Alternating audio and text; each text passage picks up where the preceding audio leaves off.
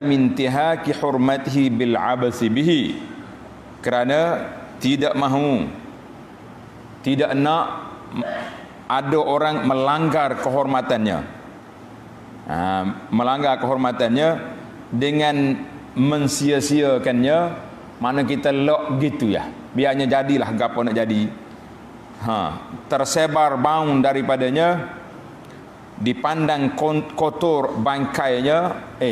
Orang ni kalau mati duk guling situ 3 hari, bau busung, lepas tu dia pecah, mari ulak, jadi hina orang ni. Hina dan terdedah untuk dimakan oleh binatang buas. Mana kalau ada binatang buasnya, mari korek dia situ. Jadi supaya tidak berlaku sedemikian, maka wajib ke atas kita kebumikan jenazah itu dalam kubur. Oleh itu, sekurang-kurang kubur, tanda ni, sekurang-kurang, kalau tak ada orang nak gali kubur, kita korek juga, ialah diletakkan dalam lubang untuk menghalang tersebar baunya. Tak gerak nak gali, kita gali sakat lutut ya boleh, sepatutnya hapuskan sakat lutut mampu gali sakat tu. Kemudian mencegah binatang buas dari membongkarnya. Jangan bagi kena makan ke binatang buas untuk memakan mayat, dan hendaklah menghadap mukanya ke arah kiblat. Itu dia panggil paling kurang dekat dalam kubur yang kita gali. Dan yang lebih sempurna, tanda yang tadi sekurang-kurangnya, kini kita masuk yang lebih sempurna dari demikian, ialah dikuburkan seperti berikut. Kita ada dalam masalah kumi kemanyak ni ada 5 tajuk ataupun ada 5 isu yang besar yang akan diperbahaskan dalam bab kita ini, insya-Allah. Yang pertama, ad-dafnu bil maqbarati. Hendaklah dikebumikan mayat itu di tanah perkuburan Islam. Pengkebumian di perkuburan, tanah perkuburan ramah-ramah tu adalah lebih afdal dari selainnya. Maknanya boleh je kalau kita nak tanam dalam rumah kita. Orang ni mati, dia kata kita tanam sinilah dalam pagar rumah ni, boleh tanam situ. Mudah nak pergi ziarah tak? Mati bini dia pula, tanam sebelah dia, akhir kali rumah dia tu jadi kubur. Tapi yang afdalnya kita kebumikan di tanah perkuburan, kerana Nabi sallallahu alaihi wasallam, ini tanda, dalil, kerana Nabi sallallahu alaihi wasallam mengkebumikan ahli keluarga dan sahabat-sahabatnya di tanah perkuburan Baqi'. Ba qaf ya ain, tulis biar bunyi ku Arab. Baqi'. Di mana Baqi'? Madinah. Sebelah kubur Nabi itu orang panggil perkuburan Baqi'. Kalau perkuburan Mekah, nama dia Al-Ma'lat. Al-Ma'lah, alif lam mim ain lam alif ta bulat. Al-Ma'lat. Jadi kubur Ma'lah di Mekah, kubur Baqi' di Madinah.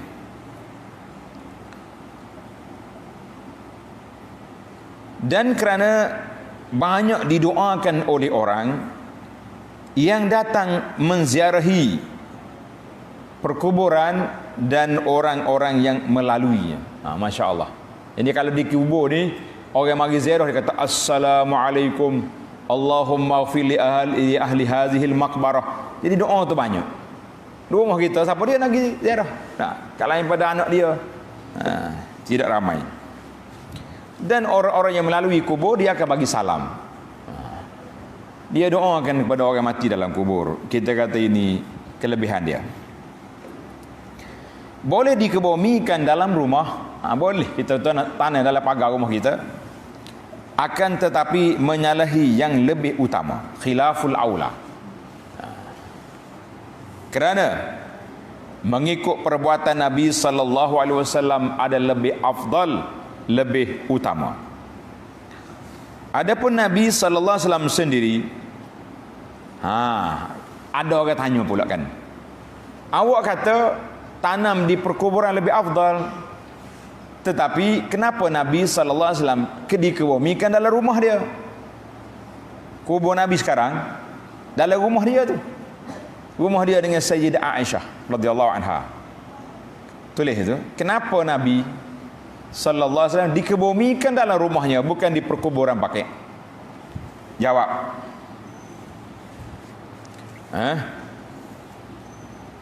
Kenapa Nabi sallallahu alaihi wasallam dikebumikan dalam rumahnya dan dalam biliknya bersama Sayyidah Aisyah? Sebab tengok jawapan dia tu. Kerana Allah Subhanahu wa taala tidak mengambil ruh seorang nabi melainkan di tempat yang wajib dikebumikan padanya di situ. Bila Nabi wafat sallallahu alaihi wasallam, para sahabat berbincang nak kebumikan jenazah yang mulia ini, jasad yang mulia ini di mana? Ada orang kata di kubur Baqi' lah, ramai-ramai. Ada orang kata buat balik Mekah, kita kebumi dekat dengan Sayyidah Khadijah. Dia kata 8 hari berjalan, bahaya nanti mayat tu rusak. Macam-macam dia punya alasan.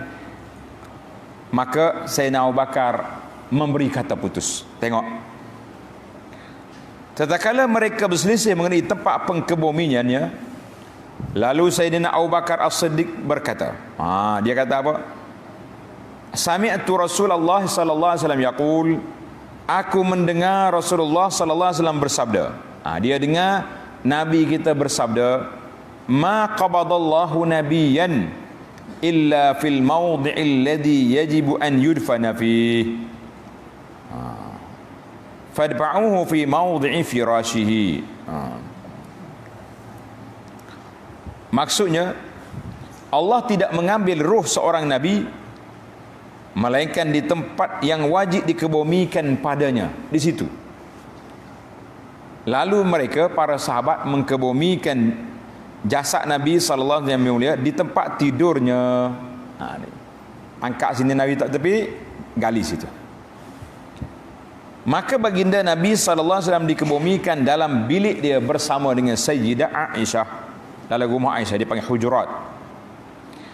Tengok hadis ini sahih, diriwayat oleh Imam Tirmizi dan Ibnu Majah daripada hadisun tawil an Ibni Abbasin radhiyallahu anhuma.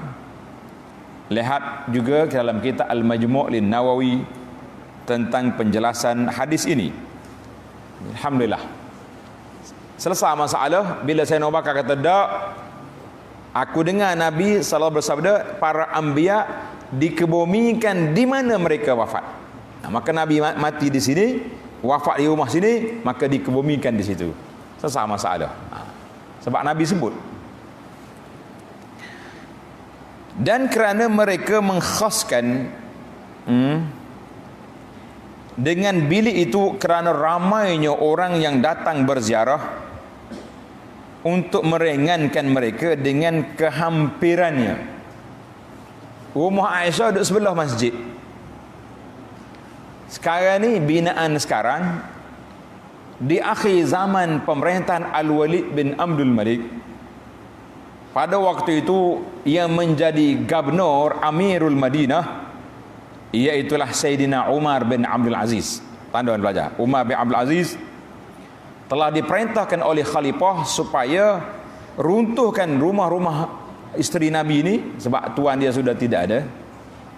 Maka dimasukkan dalam binaan masjid. Itu jadi bina. Jadi sekarang ni kubur Nabi duduk dalam masjid. Asalnya tidak. Sebab Nabi SAW larang buat binaan kubur di atas, buat masjid di atas kubur, yang kita akan bincang nanti dalam bab yang akan datang. Nabi kita larang. Cuma asalnya dia buat hujurat, kemudian dia pagar, dia panggil hujrah. Maksurah ada juga, pagar. Kubur Nabi itu asalnya rumah dia, dan dia bukan masjid. Tapi sekarang ini berdekatanlah kita pergi masjid Nabi sallallahu alaihi wasallam, kita solat dalam raudhah, kemudian kita boleh salam pada Nabi dari dekat. Ini kalau duduk di Baqi' tu, keluar kena pergi pula, kan, mari pula, banyak kerja. Itu alasan-alasan yang diberi oleh para ulama pada ketika itu. Tapi alasan yang paling besar sekali iaitulah hadis Nabi sallallahu alaihi wasallam, para anbiya dikebumikan di mana mereka meninggal. Sunat dikebumikan di kubur yang lebih afdal. Mana kalau di kubur kita ni ramai orang-orang yang soleh dikebumikan di situ, elok kita pergi kebumi situ kalau kita boleh pilih. Kerana Sayyidina Umar radhiyallahu anhu meminta izin kepada Sayyidah Aisyah untuk dikebumikan bersama dua orang sahabatnya. Siapa dia? Sayyidina Abu Bakar dan yang utamanya Rasulullah sallallahu alaihi wasallam. Hadis ini diriwayat oleh Imam Bukhari. Bila Sayyidina Abu Bakar nak mati, dia minta izin dengan anak dia Aisyah sebagai tuan rumah. Aisyah, kalau ayahanda mati, aku nak kebumikan jasad aku di sebelah Nabi sallallahu alaihi wasallam. Aisyah bagi ayah dia.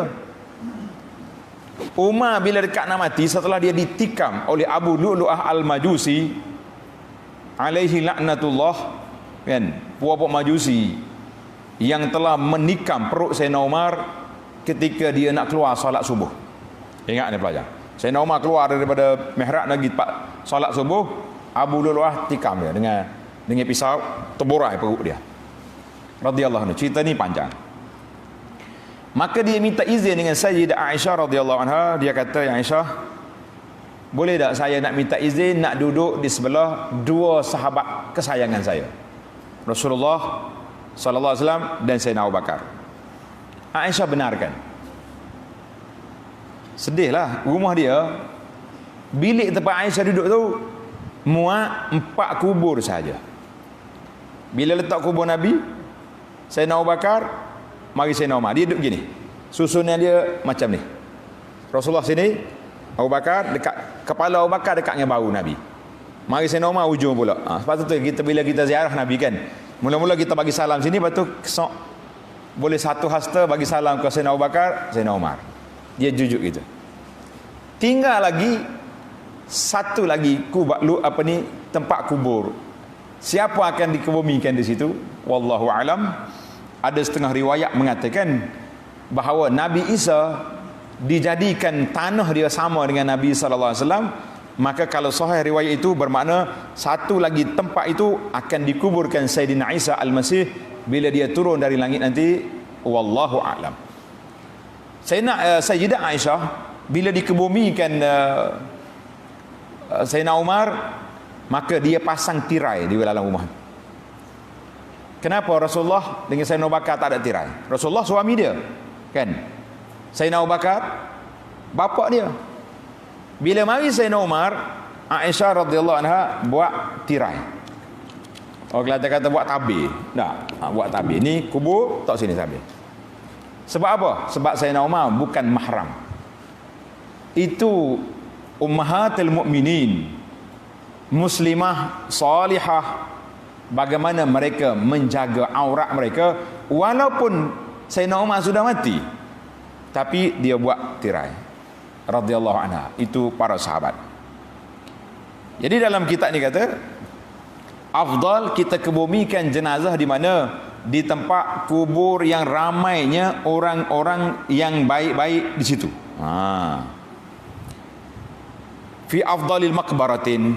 Sebab Sayyidina Umar minta, dan kerana ia lebih dekat kepada rahmat dan termasuk perkuburan yang disebutkan dengan kebaikan dan dikebumikan orang-orang soleh padanya. Masya Allah, tabarakallah. Jadi kalau kubur tu banyak orang soleh, kita kata insya Allah, kan? Kita kata insya Allah ramai orang soleh dikebumikan di situ. Nak tahu soleh tak soleh itu kerja Allah. Tapi kita tengok pada zahirnya. Kita tengok pada zahirnya, begitulah keadaan. Sebab itu anak perhati tengok, masyarakat kita ni suka kalau mati nak pergi tanam di perkuburan pondok. Bila dia mati, kalau aku mati tanam pondok, waktu dia hidup tak pergi ngaji pondok. Ini di antara benda ajaib. Ajaib ke tidak? Waktu hidup tak pergi ngaji, waktu mati suruh tanam di pondok. Kita kata ini benda pelik. Sebab itu para ulama kata, kamu masuklah masjid dalam keadaan kamu berdiri, Jangan masuk dalam keadaan kamu melentang. Pergi mengaji di pondok waktu hidup, jangan hidup pondok bila sudah mati. Kita tambahlah, kan? Untuk maklumat, rekod para pelajar sekalian, peraturan tanah kubur pondok kita ni sangat mahal dia punya yuran. Yuran nak tanah di pondok kita ni, kubur perkuburan pondok ni mahal sekali yuran dia. Berapa harga? Berapa dia punya bayaran? Fees dia punya yuran. Ada seorang yang mari. Dia kata, "Ustaz, mak saya ni suruh saya bayar yuran. Kalau mati dia nak tanam di pondok." Anak kata, yuran ni. Oh, dia kata dia duduk di Kuala Lumpur, Putrajaya. Mana besar pangkat dia. Berapa nak kena bayar tu? Bunyi mahal sangat. Tak okey lah macam pusara negara tu. Yang dikatakan sampai 50,000 selubang, kan? Anak kata kalau duduk Putrajaya, duduk Kuala Lumpur, lagi mahal, lagi tak dapat bayar. Pelik. Mengikut akta, tulis akta PSD 1958. Ini akta dia panggil tak? Akta Pondok Sungai Durian 1958 yang telah diwartakan oleh Allahyarham Tuan Guru Haji Amrul Rahman bin Sulaiman. Tanah kubur pondok ni yuran dia mahal sekali, iaitu orang yang istiqamah mari solat berjamaah di sini dan mari belajar di sini, orang tu dikira bayar yuran.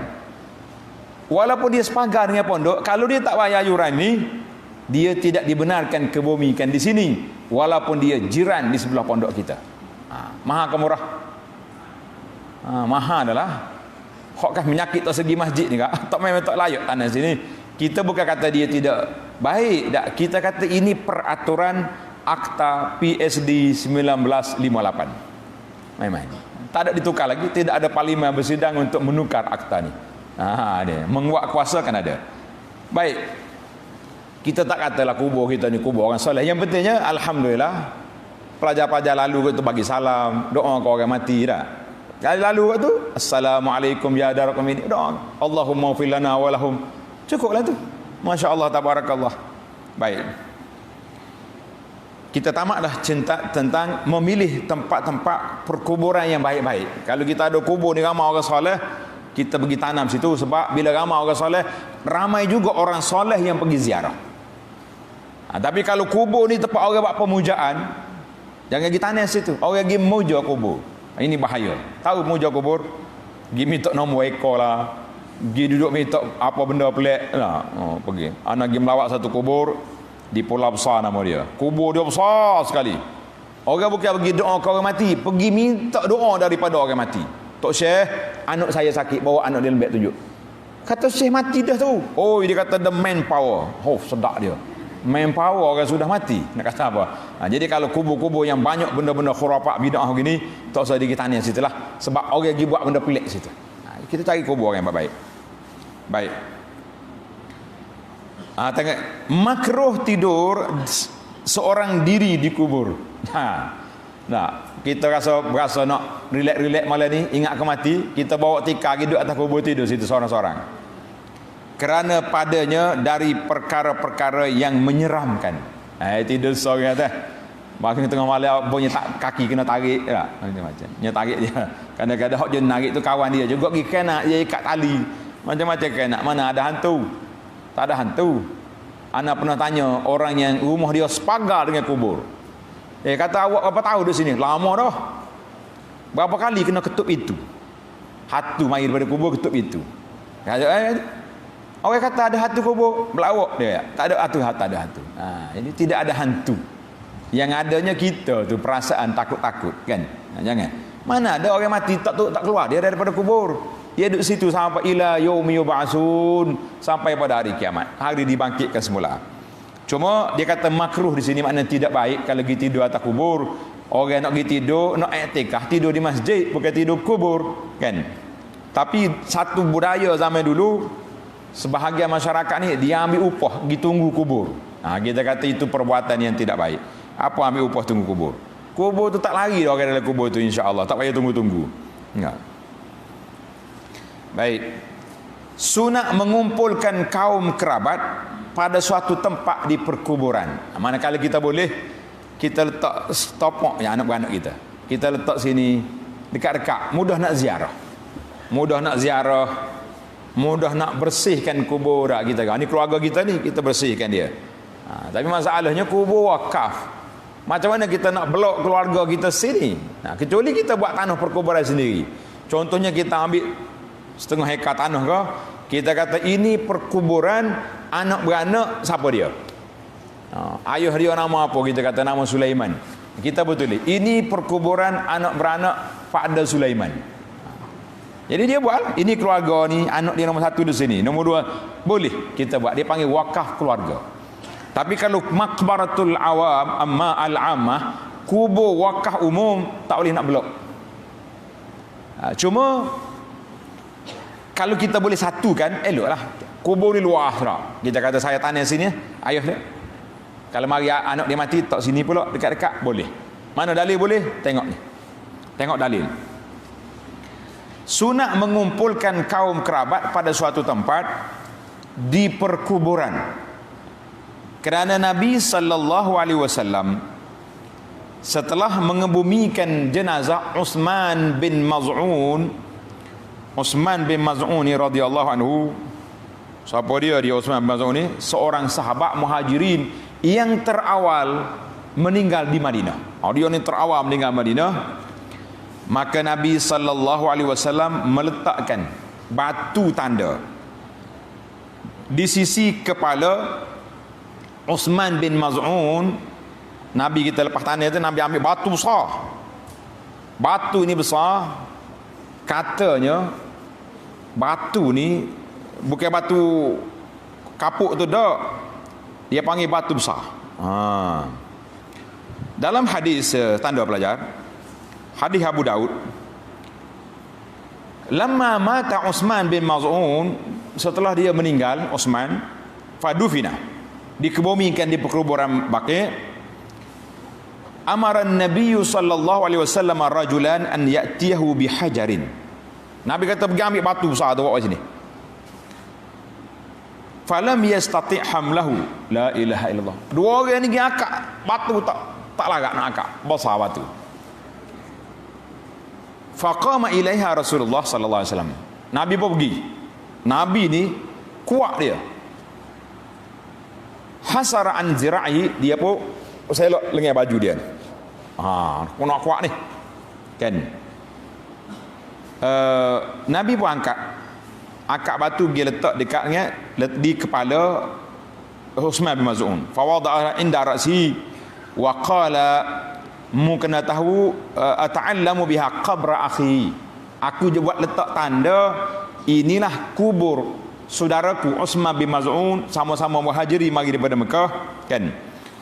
Wa adfanu ilaihi man mata min ahli, aku akan kebumikan di sini sesiapa yang meninggal di kalangan keluarga aku. Maknanya boleh kita tanda tempat. Kalau bolehlah kita kata sini kelompok ni saya nak kebumikan jenazah keluarga saya. Kalau dibenarkan oleh penguasa, penjaga kubur, boleh. Jadi masa tu kubur Baqi' tu luas, Nabi tanda. Jadi bila wafatnya Sayyidina Ibrahim anak Nabi sallallahu alaihi wasallam, Nabi kita kebumikan di situ. Ya kan? Hadis ni rawahu Abu Daud. Mana boleh. Jadi di sini kata di para ulama hadis, tanda sini boleh kita letak tanda dengan batu. Tak situ. Hak Nabi kita larangnya buat marmer, buat mozaik, buat dengan simin. Itu kita akan bincang nanti dalam bab pembinaan atas kubur, insya-Allah. Tapi kalau kita ambil batu songar ke batu bukit, akak letak situ, tok besar pun tak apa, letak di situ supaya tanda ini kubur keluarga saya. Elok. Nabi buat tanda. Tamatlah kita tentang letak kubur sekumpulan. Ni ada satu kubur yang baru dibuat. Ana pergi melawat kubur ni. Dia panggil Raudah. Kubur ni diasingkan macam sos maya. Ini ruang jenazah laki-laki sini. Dia ada petak siap. Ini jenazah perempuan. Ini jenazah kanak-kanak. Diasing-asingkan. Kita kata kenapa yang kita asingkan ni di mana? Sah solat ya kena asing. Dia sah kubur asing juga. Wallahu alam siapa dia panel syariah dia ada lah tu. Maknanya kalau orang ni mati aksiden, na'udzubillah, la samahallah, mati 4 beranak. Ayah, ibu, anak laki-laki, anak perempuan. Agak-agak berapa tepat kena ke bumi? Ayah sini, mak sini, anak pula sini je, jauh. Jadi kalau kita tak dekat-dekat lah 4 beranak tu senang. Kan? Kita nak pergi ziarah pun mudah, satu tempat. Nak bersihkan kawasan. Kadang-kadang dia panggil fiqhul maqbarah. Fiqh kubur ni kena ada juga. Bukan setakat manajemen pengurusan kubur je. Fiqh nak susun kubur kita kena buat juga. InsyaAllah mudah-mudahan ada fiqhnya di situ untuk kita sama-sama muhasabah. Baik. Tanda sini. Kebumikan mayat yang kedua di tempat yang sama. Boleh tak boleh? Kita tanam mayat tempat orang ada tanah dah situ. Boleh ke tidak? Contohnya kubur kita ni penuh full. Kita gali pula di tempat yang sama. Tanda tulis tepi kita.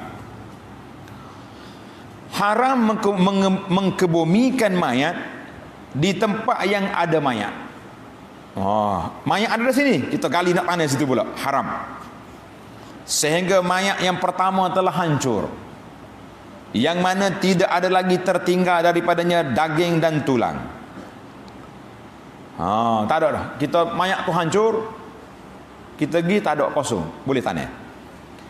Dan yang demikian dikembalikan kepada pakar bumi. Siapa dia? Dia panggil pakar khibratu bitil karal. Pakar kata sini berapa tahu mayat hancur. Setakat pengalaman ana pergi interview petugas penjaga kubur di Mekah. Ana ada tulis dalam majalah Solusi cerita tentang makabir Mekah, perkuburan di Mekah. Kita tanya penjaga dia, interview Syekh, kam mudah, berapa tempoh menggali semula kubur ni? Sebab di Mekah kubur dia digali balik, letak mula orang lain. Kalau tidak penuh lama dah tu. Hari-hari orang mati. Kalau musim haji berapa puluh orang sehari mati, kan? Penuh. Maka dia terpaksa kena bongkar, letak orang lain. Dia kata dalam untuk negara Arab yang panas, tanah dia tu panas, bumi dia panas, 4 tahun. 4 tahun dia buka balik. Ada sahabat-sahabat saya yang belajar di Mekah, rumah persatuan Malaysia duduk di satu tempat nama dia Jumaizah. Jumaizah ni atas pada kubur Lama Ala sikit. Jadi kita nak balik ke rumah pelajar ni, kita lalu ikut kubur. Jadi pelajar ni dia tengok cerah orang atas kubur, dia masuk. Masuk pergi rupanya pegawai-pegawai ni duk cek mayat dalam kubur. Dia buka tengok, maujud dia kata. Tu ada lagi. Dia tutup balik. Dia buka tengok kosong dah, tak ada apa dah. Kan, hancur dah mayat.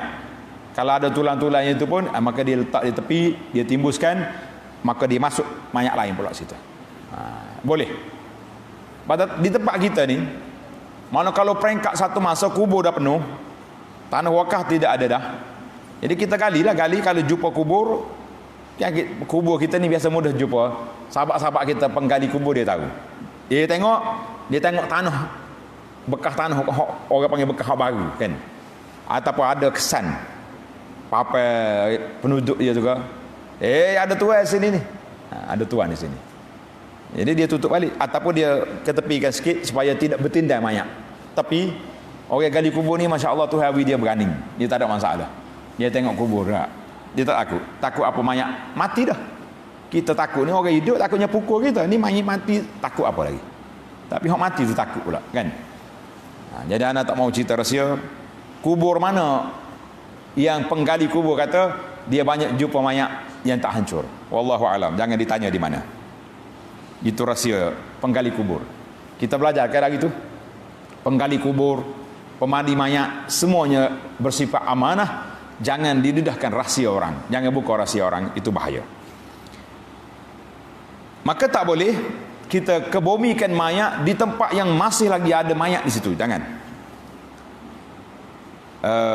Dan yang demikian, kita nak buka balik kubur ni kena tanya kepada pakar tentang bumi di sini.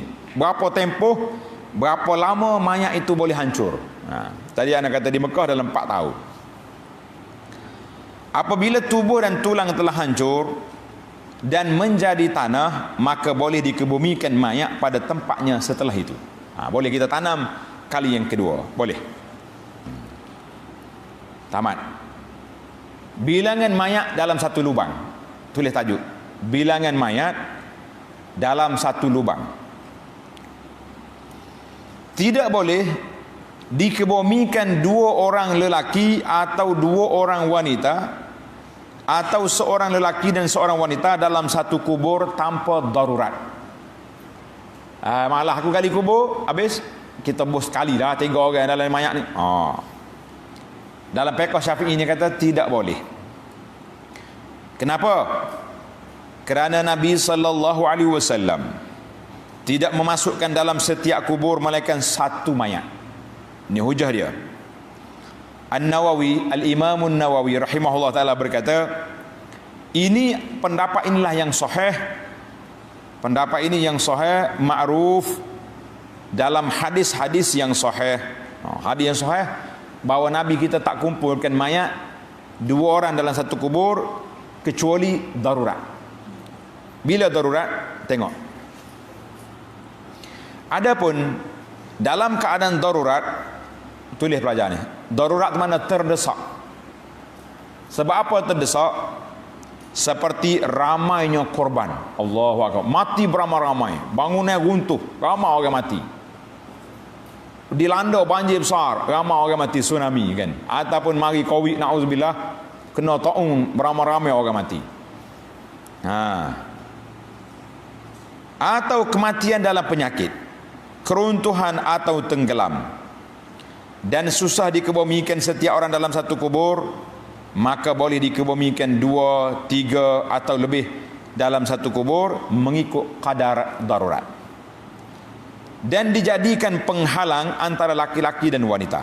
Manakala mayat wanita, kita letak juga sitarah, letak kayu itu, tanda orang hidup sebalik tabir. Masya Allah. Seperti mana yang diriwayatkan oleh Jabir bahawa Rasulullah sallallahu alaihi wasallam kana yajma'ul itsnaini min qatla Uhud fi qabrin wahidin. Rasulullah sallallahu alaihi wasallam mengumpulkan 2 orang daripada korban syahid peperangan Uhud dalam satu kubur. Nabi kata gali satu kubur, letak 2 orang, sini seorang, sini seorang, satu lubang. Kemudian bertanya, Nabi tanya, ayyuhuma kana aktsaru akhzanil Quran? 2 orang ini yang mana lebih banyak hafalan Al-Quran? 2 orang sahabat ni, hak mana lebih pandai Al-Quran, lebih hafal? Dia kata hak ni, letak dia depan. Apabila ditunjukkan kepada salah satunya, salah seorangnya, orang ni lebih kuat hafal Al-Quran dia, Nabi sallallahu alaihi wasallam mendahulukannya ke dalam lahat. Mana kita, itu dia panggil hadis ini dalam Bukhari, menunjukkan, tulis itu pelajar, min fadilati ahli al-Quran, di antara kelebihan ahli Quran, sehingga dalam lubang kubur pun kita letak dia di hadapan. Atas dunia memang kita letak dia depan, dia jadi apa? Jadi imam, jadi hafal Quran. Yang kita takut hari ini para pelajar, kita bukan al-hafiz al-Quran, kita hanya ada al-habis al-Quran. Beza tak di antara al-hafiz dengan al-habis? Al-hafiz ni mana orang ingat betul-betul Quran, tu al-hafiz. Al-habis dia masuk kelas tahfiz Quran, dia hafal ingat habis. Tapi kalau suruh ulang mula jam, tu nama dia al-habis. Jangan marah, gurau itu tak. Tapi orang Malaysia ni gitulah perangai dia. Kalau dia hafal Quran agak, tulis lalu nama belakang tu al-hafiz. Mana ada orang tulis al-hafiz? Tidak ada perlu tulis. Orang Arab tak tulis al-hafiz. Zaman dulu kalau kata al-hafiz tu orang hafal hadis beribu baru jadi al-hafiz. Biarlah, itu dia panggil budaya masyarakat. Macam kita juga orang pergi Mekah, orang panggil haji kan. Jadi jangan dimarah. Budaya yang baik diterima insya-Allah. Baik. Hukum mengebumikan orang kafir di perkuburan Islam. tidak boleh dikebumikan orang kafir pada perkuburan kaum muslimin. Jangan. Dia ni jiran kita. Rumah dia dekat kubur orang Islam. Tanah sini ya. Tak. Sebagaimana tidak dikebumikan orang Islam pada perkuburan orang kafir. Orang Islam jangan pergi tanah di perkuburan. Dia panggil jarak. Tahu jarak? Jarak Cina tu. Jangan tanah situ. Tak apa dia duduk jalan no. Malaikat bukan nak tahu ni Islam orang kafir. Betul. Tapi kita tak mau campurkan. Di dunia pun tak boleh campur banyak. Maka perjalanan dia pergi ke akhirat jangan dicampur antara orang kafir dengan orang Islam. Ni benda pelik ni. Ahli fiqh ni bijak dia. Dia buat andaian belaka. Dia kata, sekiranya wanita zimmiyah. Tulis pelajar. Wanita zimmiyah maknanya apa? Wanita kafir. Ahlul kitab yang berkahwin dengan lelaki Islam. Suami dia Islam, dia ni ahlul kitab. Dia panggil kafir zimmi. Dan dia meninggal dan janinya meninggal dalam perutnya. Anak dia tu anak kepada suami dia yang Islam. Maknanya mak dia kafir, anak dia Islam. Nak tanam mana mayat ni? Menarik. Maka meninggal dalam perutnya janin anak daripada suami Islam, maka dia dikebumikan antara perkuburan kaum muslimin dan orang kafir. Kita celah. Ni kubur orang Islam, ni kubur kafir, kita tak situ dia. Dia panggil ashabul a'raf, orang atas pagar. Jadi kita. Punggungnya, ni cara nak kebumikan. Punggungnya, punggung ibu tu, dia hadapkan kiblat. Sebab apa? Kerana muka janinya menghadap kepada punggung ibunya. Biasa janin dari perut mak ni, dia bukan kepala kau ni, dia kepala nunggil lah ke belakang. Betul tak? Jadi kalau kita nak ke bumi dia, mak dia kena palih belakang ke arah kiblat. Belakang ibu ke arah kiblat supaya muka janin tu ngadap kiblat. Oh, detail. Sedap ngaji fiqh tak? Nampak jelas molek. Kita pun tidak nak memikir banyak. Ada dah dalam kitab ni sudah penjelasan. Kalau ada lagu ni, jika dikebumikan di tepi perkuburan kaum muslimin, maka dia baik. Kalau kita kata mana ada jaga setengah kubur ni ada sebelah-sebelah ya. Islam sini kafir sini. Kalau tak ada, kita ambil kubur orang Islam, kita letak ujung sekali tu. Biar mak dia palinglah nu, anak dia paling ke kiblat. Masya-Allah tabarakallah.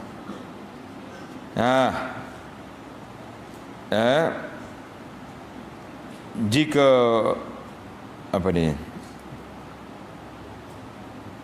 Dengan keadaannya sekiranya bercampur kaum muslimin dengan orang-orang kafir dan tidak dapat dibezakan di antara mereka. Sama jugalah. Maka kalau campur orang Islam dengan orang kafir, nak macam mana? Kita tanya lagi itulah juga kan.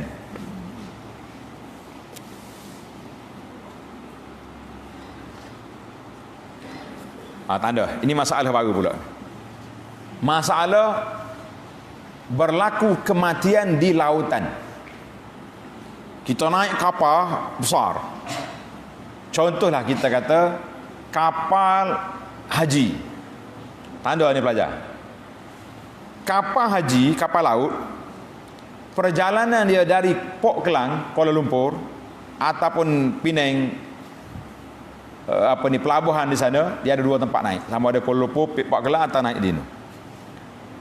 Perjalanannya sampai ke Bahru Jeddah selama 2 minggu. Duduk dalam kapal, dalam laut berapa hari? 2 minggu. Sedap ke tak sedap? Tak sedapnya kata. Sebab itu orang zaman dulu, pihak tabung haji tak susah.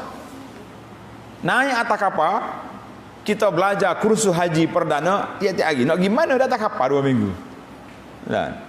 Habislah ngaji. Lah ni tak ada, naik kapal terbang 8 jam. Maka kursus haji kita kena buat di mana? Di darat. 15-20 siri buat atas bumi. Sebab atas kapal terbang tak boleh belajar. Orang dia belajar atas kapal. Baik. Tiba-tiba kita berjalan, belayar, mati seorang jemaah haji ni. Nak buat macam mana? Ni soalan dia. Kok agak boleh beti? Apabila seorang Islam meninggal di laut dan dia bersama dengan rombongan, jika berhampiran pantai dan dapat pergi ke pantai itu, maka wajib mereka pergi kepadanya untuk memandikannya, mengkafankannya, mensolatkannya dan mengkebumikannya. Maknanya kalau kita kapal tu masih lagi duduk tepi pelabuhan, maka dia kena yutan balik, pergi ke pelabuhan, hantar mayat ni ke bumi, dikebumikan di sana. Nak mandi, nak kafan, tak ada masalah. Atas kapal besar. Anda ingat lagi waktu tahun 70-an, orang pergi Mekah masih lagi naik kapal laut. Kita ingat lagi, Allah yarham ayahanda ni bawa jemaah naik kapal laut. Setiap orang nak pergi tu, selain daripada dia bawa kain semaya, dia kena bawa siap kain kafan, bawa lalu. Takut mati atas kapal, nak ambil mana kain kafan? Mana ada kedai buka lah, bawa siap ada kain kapal. Mana kalau mati kat kapan, mandi kapal semaya, patut mayat nak kita mana. Kalau dekat dengan pelabuhan, kita hantar balik ke bumi, di bumi. Baik. Dan jika mereka tidak dapat pergi ke pantai, jauh dah, kita duduk tengah laut, laut dalam tu, nak balik bukan senang. Kerana jauh atau takut musuh, binatang buah dan sebagainya, nak balik takut, nak tunggu lama, mayat ni rusak, bau atas kapal, maka tidak wajib dikebumikan di pantai itu. Tak wajib lagi tanah atas bumi, akan tetapi wajib dimandikan, dikafankan dan disolatkan, kemudian diletakkan mayat antara dua keping papan. Allahu Akbar. Sedih tak sedih? Kita ambil papan tak sini, letak mayat, letak papan pula, ikat tali, dan diletakkan dalam laut agar terdampar ke pantai. Jadi kita ambil mayat ni, kita lepas air laut, zoom tu, Assalamualaikum, selamatlah kamu dari laut. Mudah-mudahan laut ni berjalan, dia gata ke pantai, orang ambil tu lu tanah. Mudah-mudahan terdapat didapati oleh orang yang akan mengambil dia. Kalau tak ada nak macam mana? Tak ada ni papai hok nak gelunsu atau ke darat, macam nak buat? Tak adalah, kita ambil papan, kita letak mayat batu di bawah tu, kita lepas turun, biar dia tenggelam dalam laut. Ikutlah nasib lah. Boleh jadi perut ikan telah menjadi kubur dia, wallahu alam. Itu ya kemampuan yang kita ada. Kalau dengan kapal laut. Tapi kalau dengan kapal terbang, jaga baik. Kalau mati atas kapal terbang, kalau dekat dengan airport awal, kapal terbang akan U-turn balik. Dia pusing, hantar mayat situ. Kalau dekat dengan pelabuhan, dengan airport kita, KL air kah, dia akan balik mayat tu sini. Ataupun dia turun di mana-mana airport yang terdekat, dia turunkan mayat di situ. Wallahu a'lam. Itu pasal itulah orang mati atas kapal terbang ni, dia tak declare, dia senyap. Mana tu? Tidur. Muka orang mati ni tak gerak senyap gitu. Tidur. Kita tutup muka dia senyap-senyap. Siapa-siapa di airport, koyak ke pramugara, cik, pok cik ni tidur tak bangun, nak buat nak kon. Dia telefon ambulans orang ambil, mati dah. Dah mati selesai, tanya. Kalau tidak, susah. Kapten kapal ni kena pusing balik kapal terbang, macam-macam cerita yang berlaku. Wallahu alam. Jangan kata kita hasut orang pula ni. Ini bukan hasut ni, cerita yang berlaku. Cerita yang berlaku di atas kapal terbang. Allah, habislah cerita. Tamatlah kita kisah, iaitulah tentang bagaimana nak kebumikan. Patutnya di tanah perkuburan. Kalau tak dapat juga, kita kebumikan dalam laut, dan dalam air. Kita akan berpindah kepada yang kedua, ta'miqul qabri wa tawsi'i. Mendalamkan. Dalam mana kita kena gali kubur tu, dalam mana dan seluas mana. Tanda pelajar. Kubur, dalamnya kubur dan luahnya kubur tu banyak mana? Allahu Akbar. Sunat mendalamkan kubur dengan kadar 4 hasta setengah. Dalam dia 4 hasta. Berapa kaki? Berapa kaki? 6 kaki. 7 kaki dah. 1 hasta kaki setengah. Kalau 4 hasta 6 kaki. Itu dia panggil standard biasalah. 6 kaki nak apa kepala kita. Dan sunat meluaskan kubur dengan kadar 1 hasta dan 1 jengkal. So hasta sejengkal. Berapa kaki? Lebih kurang 2 kaki dah. Sedang molek turun mayat, orang apa boleh turun ambil mayat dalam tu. Khasnya di sisi kaki dan kepalanya. Kaki dan kepala tu kena luas sebab kita nak holok mayat turun masuk dalam tu. Seperti mana yang diriwayatkan oleh Asim, baca dengan ain sad, Asim bin Kulaib, berbagi mulai Asim bin Kulaib rahimahullahu ta'ala menceritakan daripada seorang laki-laki dari kalangan sahabat Nabi sallallahu alaihi wasallam. Sahabat ni kata apa? Sabda Nabi sallallahu alaihi wasallam kepada penggali kubur. Nabi bagi tahu kepada penggali kubur, dia kata ausi' min qibali rijlaihi wa ausi' min qibali ra'sihi. Luaskanlah kubur itu di sisi kaki dia dan luaskan kubur di sisi kepalanya. Hadzal hadis rawahu Abu Dawud wal Baihaqi.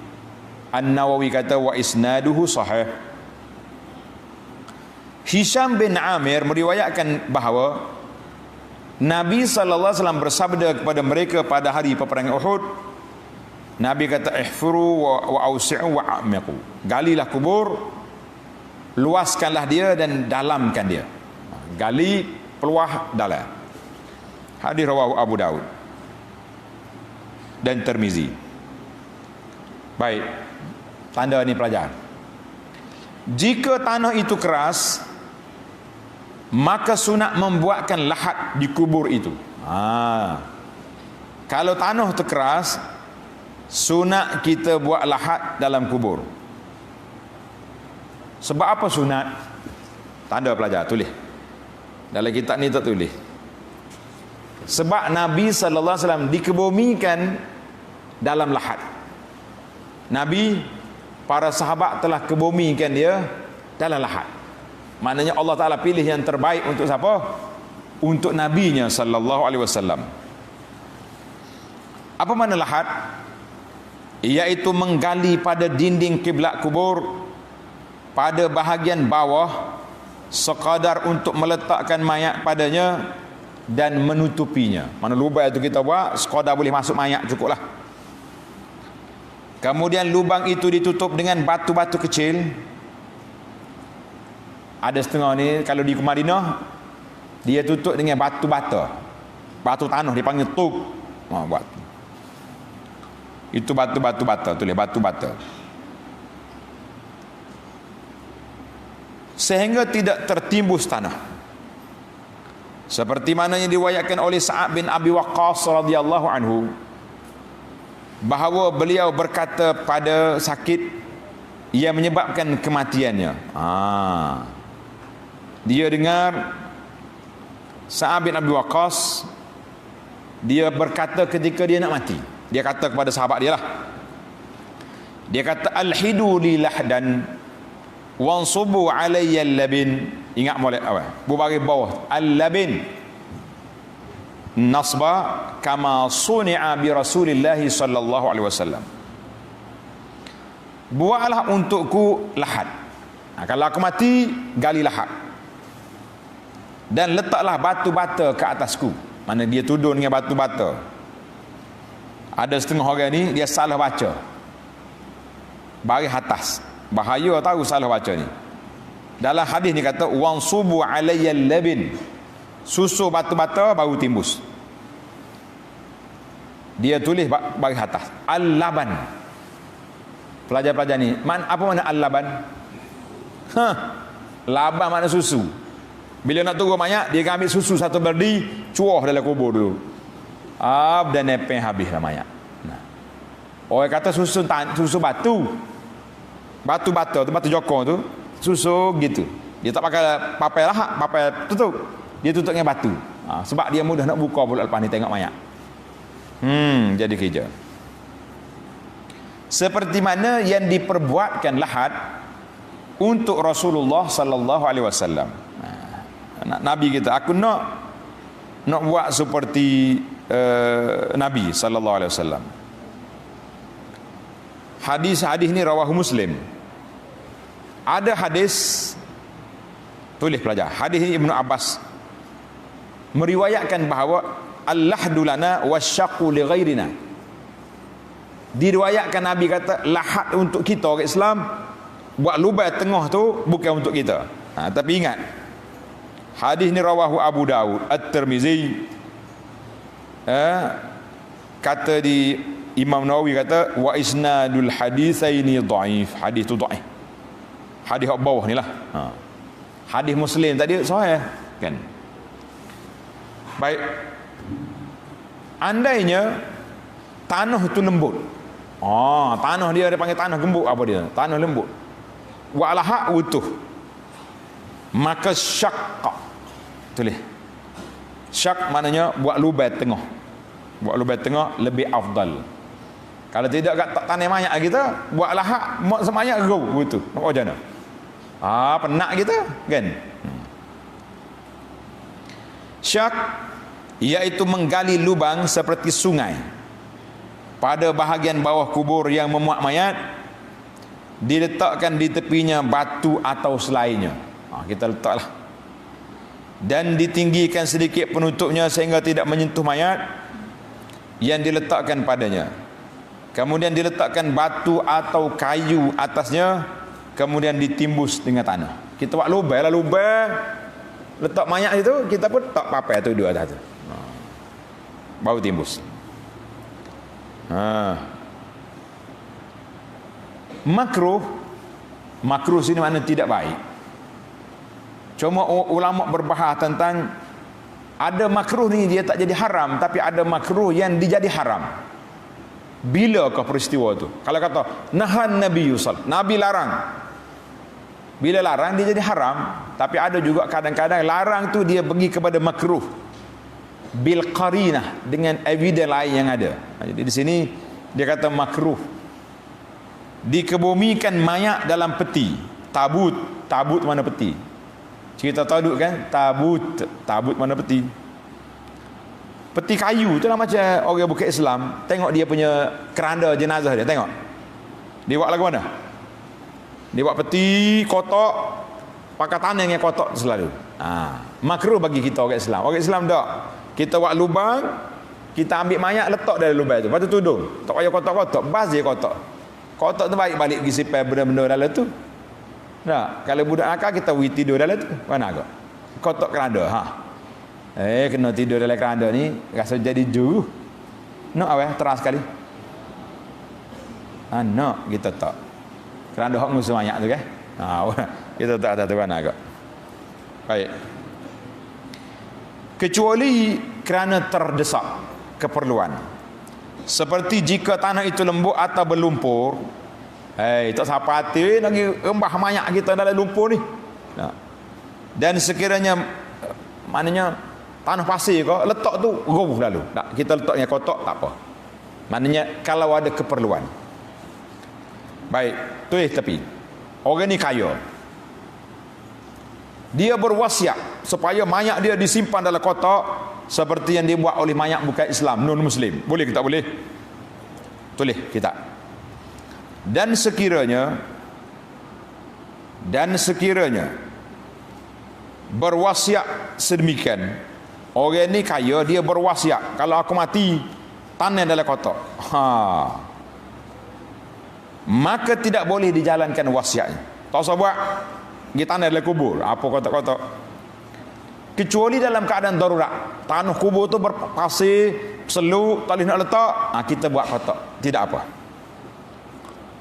Dan harga peti tu, biaya tu maknanya pembiayaan. Kos, tulis. Kos membeli peti itu diambil dari harta peninggalan mayat sebelum pembahagian pusaka. Sebelum bahagian pusaka. Jadi alhamdulillah para pelajar sekalian, tamatlah kita dua perkara kebomikan mayat. Yang pertama apa dia? Di mana nak bumi mayat? Jawab dia di perkuburan. Tapi kalau kita nak kebumi mayat dalam kebun kita, boleh tak boleh? Kita saya kayuh kita ni, kita pun tanam dalam pagar rumah kita, boleh? Boleh. Tapi afdalnya dikebumikan di kubur. Kalau dikubur tempat ramai orang soleh lebih baik, kan? Insya-Allah. Tetapi kalau kita boleh, tanda pelajar, yang terbaik kita tanam di mana? Di Madinah. Perkuburan Baqi Madinah. Mana dalil? Tanda dalil. Dalilnya sabda Nabi sallallahu alaihi wasallam, Nabi kita man istata'a an yamuta bil Madinah. Tulis. Man istata'a an yamuta bil Madinah. Falyamut biha. Siapa dia boleh mati di Madinah, adalah dia mati di Madinah. Apa makna mati di Madinah? Maknanya kita boleh tinggal di Madinah sampai mati. Jangan pergi Madinah pula kena mati sini naik atas bangun ni terjun tu bunuh diri nama dia. Maknanya kita tinggal sampai mati. Nabi kata apa? Dengar ni. Fa inna man mata bil Madinati syafa'atu lahu yaumal qiyamah, ataupun dalam riwayat Ibn Hibban fa inni asfa'u liman mata biha. Nabi sallallahu alaihi wasallam kata, aku akan beri syafaat kepada orang yang mati di Madinah. Masya-Allah, tabarakallah. Hadis ini riwayat Imam Tirmizi, Ibnu Majah, Imam Ahmad dengan sanad yang sahih. Siapa dia boleh mati di Madinah. Maka seorang sahabat Nabi, tanda ni pelajar, nama dia Sayyidina Umar Ibn Al-Khattab, dia berdoa, Allahumma ja'al mauti fi baladi rasulika syahadatan fi baladi rasuli. Masya Allah. Sayyidina Umar dia berdoa, ya Allah, aku nak mati syahid di bumi Rasulullah sallallahu alaihi wasallam. Di mana? Di Madinah. Allah Ta'ala beri pada dia mati syahid, dibunuh, diburaikan perutnya oleh siapa dia nama? Pemburai perut. Tulis nama penjahat. Nama dia Abu Lu'lu'ah Al-Majusi. Dia tikar Sayyidina Umar di perut sampai terburai perut. Zaman itu tak ada doktor boleh jahit. Kalau zaman kita ni hidup lagi, kan? Yang celakanya siapa dia? Tanda ni pelajar. Puak-puak Syiah tu. Syiah. Dia berpesta. Dia ambil kubur Abu Lu'lu'ah ni, dia buat kubur comel-comel berkeli. Dia berpesta situ setiap tahun mengenangi Asy-Syahid Abu Lu'lu'ah. Dia panggil Asy-Syahid. Sebab apa? Sebab si penjahat ni telah bunuh Sayyidina Umar. Ini mulut busuk punya Syiah, kan? Jangan kawan dengan dia. Nabi dia kata, ya Allah, jadikanlah mati aku ni syahid di bumi Rasulullah. Kalau kita pergi Madinah, kalau kita beranilah kita ya Allah, matilah aku dengan husnil khatimah di Madinah. Boleh tak boleh?